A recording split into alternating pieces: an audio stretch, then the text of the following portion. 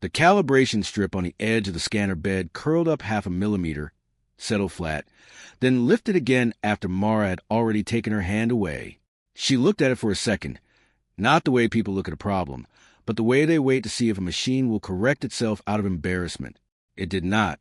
The strip stayed wrong. She pressed it back down with her thumb and set the seal case beside the scanner. Across the room, Ilian was rewriting a line on a paper tag because the printer had left a faint break through the date. He did not ask what she had found. He only turned the tag over, wrote the number again in smaller lettering, and slid it under the clip tray. The object sat between them inside a foam cradle no larger than a lunchbox. Black surface. No seams. Oval, but not symmetrical. It had the dull shine of something handled long before either of them were born. Mara checked the field depth, then the chamber temperature. 19.1. She adjusted it to 19.0. Ilian came over with the tag and placed it exactly parallel to the tray edge. He read the numbers on the wall, display once, then once more. No change, he asked. Mara shook her head. He leaned in, hands behind his back. He never touched equipment unless he had decided the room had run out of better options. Wait. Still inconsistent. She lifted the artifact with both hands and set it on the scanner plate. The plate accepted the mass, then revised it upward by 2 grams. A second later it returned to the first reading. Ilian watched the number settle. Mara reached for the contact wand, stopped, and drew her hand back. Instead, she opened the seal case and removed a thin paper folder. Inside was the original recovery note, folded twice, edges softened by other hands. Ilian read over her shoulder. No diagrams. No warning language. Just one sentence, written in station shorthand. Direct skin contact initiates memory overlap. Duration unknown. First event already underway. The scanner light stayed white. Neither of them moved to switch it off. The scanner did not register the artifact as active. No heat change. No emission shift. The numbers remained stable in the way stable systems sometimes hide small errors. Mara folded the paper once along its old crease and set it beside the tray, not back into case. The edge of it lifted slightly where the station air moved through the vent above. Ilian adjusted the position of the tray by a few millimeters, then stopped. He left it there, slightly off-center. Recovery team? He asked. Returned intact, Mara said. No reported contact. He nodded, but his eyes stayed on the object, not the report. Mara picked up the contact wand again. This time she held it longer, resting its tip just above the surface without touching. The scanner responded with a faint delay line across the monitor, then cleared itself. Latency, she said. Ilian looked at the display. Or anticipation. She didn't answer that. Instead, she set the wand down and reached for a thin polymer glove from the side compartment.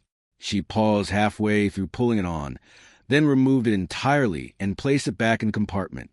The artifact had not moved, but the shadow beneath it had shifted, slightly longer, angled toward the far wall, though the overhead light had not changed. Ilian stepped around the table to check the light grid. All indicators were aligned. No fluctuation. Shadow drift, Mara said quietly. Or position, he replied. She leaned closer.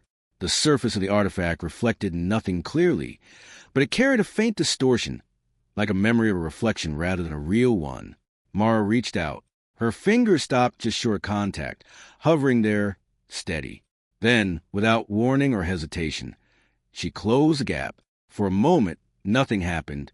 The scanner numbers held. Then the display blinked once, not off, but delayed, like it had answered question too late. Mara did not pull her hand away. Her eyes remained on the artifact, unfocused now, but not empty. Ilian watched her posture, shoulders unchanged, breathing even. Report, he said. She didn't respond. A second passed. Then another. The calibration strip at the edge of the scanner lifted again, just slightly, and this time it stayed that way. Mara's hand stayed on the surface.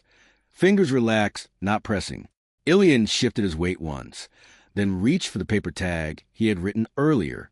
He turned it over again, as if checking whether the ink might have changed. Mara, he said, same tone as before.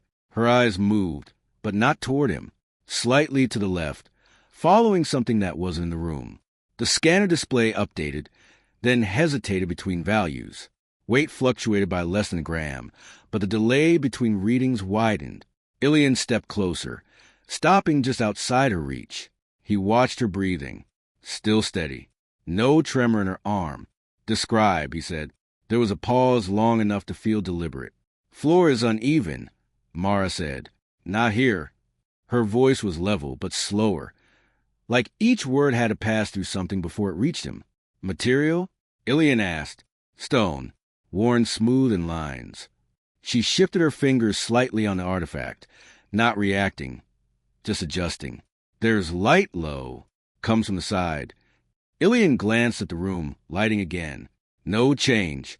He picked up the calibration strip, pressed it flat, and held it there for a second before letting go. It stayed down this time. "Time reference?" he said. "No system markers." A small pause. "Feels late." The scanner display flickered again. Not a failure, just a brief hold, then a correction. Ilian reached for the contact wand and placed its tip lightly against Mara's wrist, just above where her skin met the artifact. The wand gave no reading. Blank output. Mara... She inhaled shallow this time. "There's someone here," she said. Ilian didn't ask who. "What are they doing?" he asked instead. Another pause. "Waiting." Her fingers tightened slightly. Not a reaction to the room. Something else. Ilian moved his hand away from the wand and placed it on the edge of the scanner table. He didn't interrupt her contact. "What changes?" he asked. Mara didn't answer immediately. Then, quietly, "They already know how this ends." The scanner display froze for a full second before resuming. Mara's posture didn't shift, but something in her focus did. Narrowed, as if the distance between her and whatever she was seeing had closed. "Ilian," she said. He looked up. "It's not starting now." Her hand remained in place. "It started before we found it." The air vent above them gave a soft, delayed click. Ilian did not move closer. He reached instead for the wall panel and dimmed the overhead light by a small increment. The room shifted a fraction, shadows softening. The artifact's surface did not change with it. "Mara," he said, "steady. Describe the person." Her head tilted slightly, not toward him. "Not clear," she said. "They're turned away." A pause. Hands at their sides. Ilian picked up the paper note and unfolded it completely this time, smoothing the crease with his thumb. He read the sentence again, slower, as if spacing the words might alter them. "Distance?" he asked. "Close enough to hear," Mara said. "Not speaking." The scanner display resumed its normal rhythm for a few seconds. Then the delay returned, a fraction longer than before. The calibration strip lifted at one corner, then settled back without assistance. Ilian placed the paper beside the scanner plate, aligning its edge with the tray. He left a small gap this time, no longer exact. "What do they know?" he asked. Mara's breathing changed. Not faster, just shallower. "That I'm here," she said. Ilian's hand hovered over the console, then withdrew. He did not initiate a disconnect. He watched her shoulders instead, waiting for a shift that might justify it. "Environment change?" he asked. "Light is lower," Mara said. "Same source." Another pause. "It's fading." Ilian stepped around to her left, careful not to cross her line of sight to the artifact. He placed two fingers lightly against the table edge, anchoring himself there.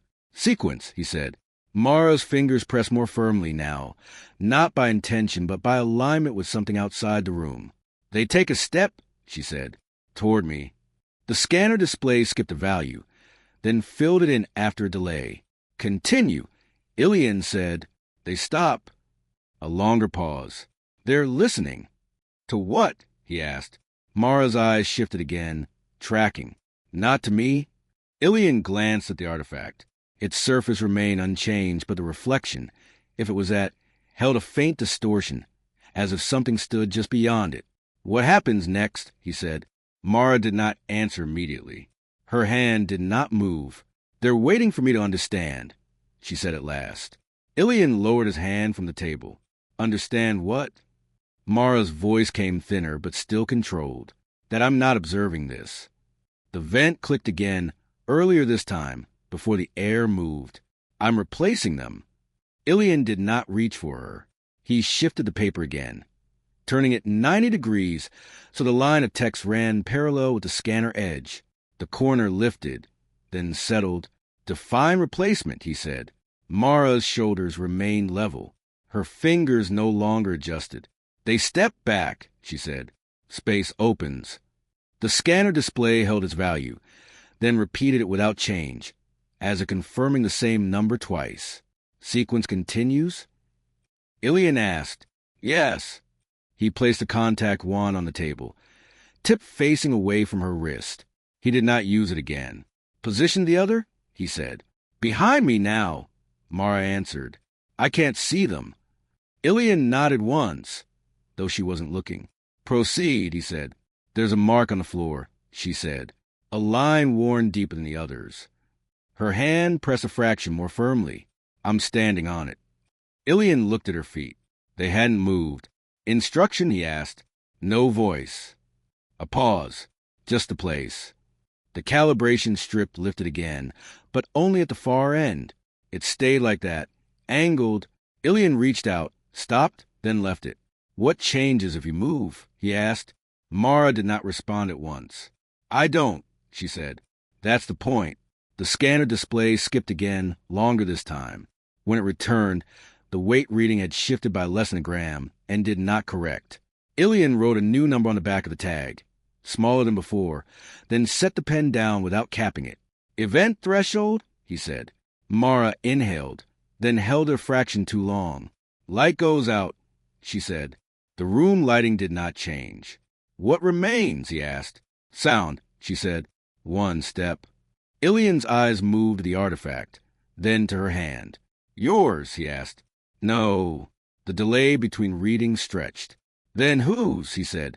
Mara's fingers stopped pressing, not lifting, just no longer engaged. They're gone, she said. That's why I'm here. Ilian looked at the paper note, then turned it back to its original orientation. Final state, he asked. Mara's gaze steadied on nothing in front of her. I'm the last position, she said. The vent did not click this time.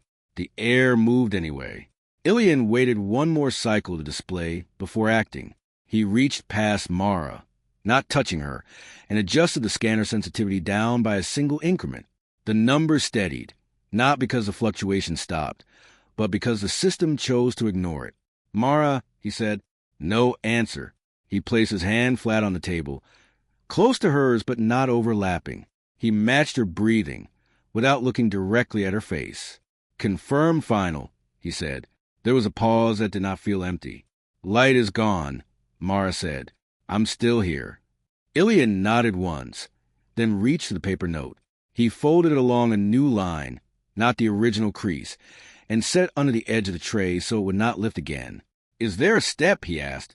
No, she said. That part already happened. The scanner display repeated the same value 3 times in a row. No delay now. No correction. Ilian looked at the artifact. Its surface held the same dull finish, but the distortion in it had flattened, as if whatever once reflected had been resolved. He moved the contact wand closer, then stopped and set it down again. Mara, he said. Her fingers loosened, just slightly. Can you release? He asked. She did not move her hand. I don't think that's the sequence, she said. Ilian accepted that without comment. He stepped to the side panel and powered down the auxiliary systems, one at a time. The room grew quieter. The vent continued to move air, but without the earlier delay. He returned to the table. The calibration strip lay flat now. No curl. He placed his hand beside hers again, this time closer, until the edge of his thumb aligned with the edge of her palm. He did not touch the artifact. Hold position, he said. Mara's eyes shifted, not searching, just settling. I am, she said. The scanner light dimmed to standby. No further changes appeared on the display. Ilian remained where he was, reading the same number, waiting for it to decide whether it would move again. It did not. The room held its shape. He left everything in place.